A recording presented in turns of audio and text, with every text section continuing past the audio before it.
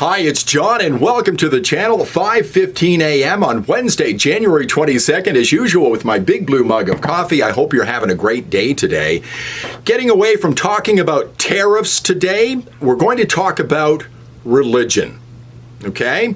Tariffs, big story, incoming threat from Donald Trump, but Donald Trump is attacking religion on a worldwide scale. And this is a question that needs to be asked of the main contenders when it comes to the Liberal campaign here in Canada. And it should be asked of Justin Trudeau as well. What are you going to do about Donald Trump attacking your religion? No, I'm not talking about Christianity, Judaism, Islam. He's attacking their religion. You saw it just the other day on Inauguration Day. Here it is. The next item here is the withdrawal from the Paris Climate Treaty.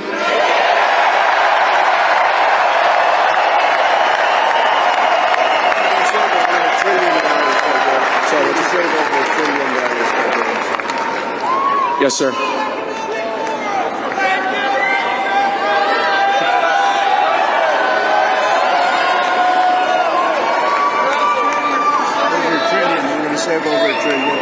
We're going to save over $1 trillion by withdrawing from that treaty.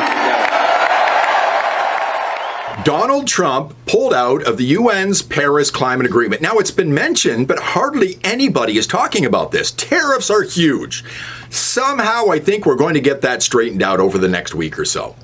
But this is a seismic shift on a worldwide scale when it comes to climate cultism. Not only did he pull out of that agreement, here are the other things he's done. This is courtesy of Craig Rucker at cfact.org, halting payments to UN climate funds, halting offshore wind turbines, eliminating electric vehicle mandates, unleashing Alaskan energy and resources, unleashing American energy production.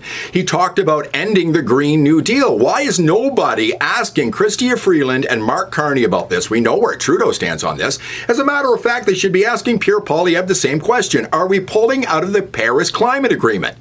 Because what does it matter that we're in it if our biggest trading partner, you've heard that a lot over the last couple of days, is not in? We know where Mark Carney, the possible next prime minister of the country, stands on this, who's never been elected.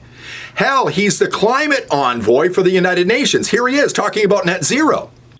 Now, so far, carbon prices have been applied sparingly. They've been set far too low, in the single digits on average globally, well short of the estimated $80 to $100 a ton needed by the end of this decade to keep us on track to net zero. So what questions would you be asking of Mark Carney right now if you were an inquisitive news person, or Chrystia Freeland, or Justin Trudeau, or Pierre Poilievre? Listen, I worked in the radio business for years. I've done news. I know what I'd be doing. Mr. Carney, John Bolton from Calgary, Alberta. I was wondering, are you going to drop out of the Paris Climate Agreement now that Donald Trump has signed an executive order to do that? I'm also wanting to know if you're going to back off on net zero. You've been a strong proponent of that as well. And the other thing I want to know about is EV mandates, because in Canada, apparently, within the next 10 years, no cars in this country being sold will be gas-powered. They'll all be EVs. What are you going to do about that? Because that's the case, folks. Here's a graph right here showing you where we'll be within 10 years when it comes to EVs in this country. And let's talk about EVs. Do you have any idea how much government in this country have invested in electric vehicle battery plants, most of them in Ontario? The answer is right here, the Parliamentary Budget Office, $52 billion, most of it from the federal government in Ontario. And now let me rephrase that. Most of it's from you. You're the taxpayer.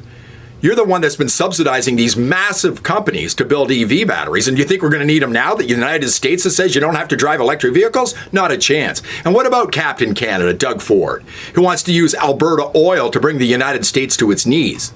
He's got tens of billions of dollars invested in EV plants that probably aren't going to happen. And he wants to go to an election. Somebody needs to ask him these questions as well. And I've got an even bigger question. Do we get our money back? This is your money that's been invested in these huge companies. Are we going to get our money back now? Probably not. I think you know the answer to that question. We need to ask a lot of questions of these politicians, all of them, on all sides, in all parties. Are we getting out of this nightmare Paris Climate Agreement? Because the world is changing. The climate cult is in retreat right now, folks, and that's a good news story coming out of Donald Trump being reelected. But we need to ask the correct questions. Don't get me wrong, tariffs are important. I'm not downplaying that. The climate cult is the biggest business in the world. Apple doesn't even come close because you, the taxpayer, have been subsidizing it to the tune of trillions of dollars for years. Thank you very much for watching. I do appreciate it. Please give me a thumbs up, subscribe to the channel, and I'll see you in the next one.